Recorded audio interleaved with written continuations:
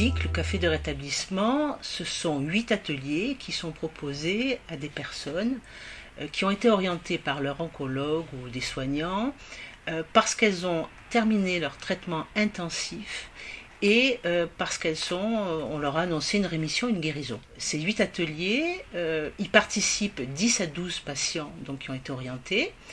Et les ateliers sont animés par des counselors, des gens qui ont été formés à la relation d'aide en groupe, et par des patients experts qui ont été formés par l'Université des patients, actuellement dans la phase pilote de ces cafés du rétablissement. Il y a aussi l'intervention de spécialistes qui sont sollicités à la carte en fonction des demandes du groupe. Par exemple, un oncologue sur la question des séquelles, un sexologue sur la vie sexuelle, affective.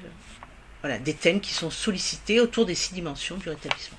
À Thonon et à la Pitié-Salpêtrière, nous sommes actuellement en cours d'évaluation, c'est-à-dire, ça veut dire quoi évaluation? C'est-à-dire qu'on essaye de repérer tout ce qui fonctionne et ce qui serait amélioré. Par exemple, à Thonon, le café du rétablissement était proposé à des patientes donc orientées par l'équipe soignante, mais le groupe a été composé de personnes qui ont assisté aux 8 ateliers. C'est-à-dire que le groupe n'était pas ouvert. Une fois qu'on était dans le café de rétablissement, on allait jusqu'à l'atelier 8.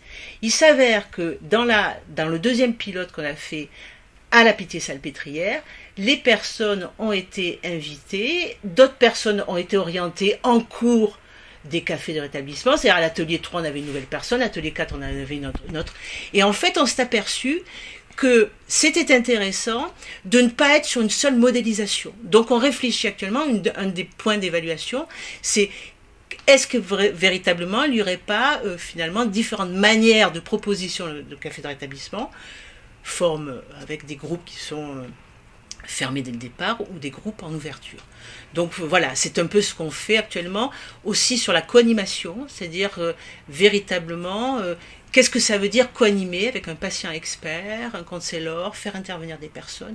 Donc on réfléchit à la pédagogie du café de rétablissement. Alors tout ça, ça suppose, de sensibiliser les équipes de soins, les équipes hospitalières à la question du rétablissement. C'est très très important.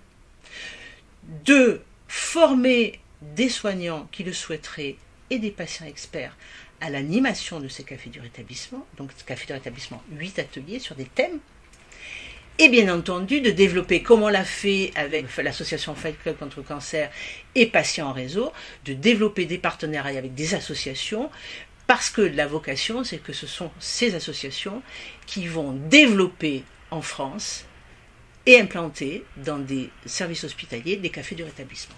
Donc voilà où on en est aujourd'hui, c'est-à-dire ce premier pilote doit nous amener à la question du développement en partenariat avec des associations et bien évidemment avec l'adhésion d'équipes qui accueilleraient ces cafés du rétablissement.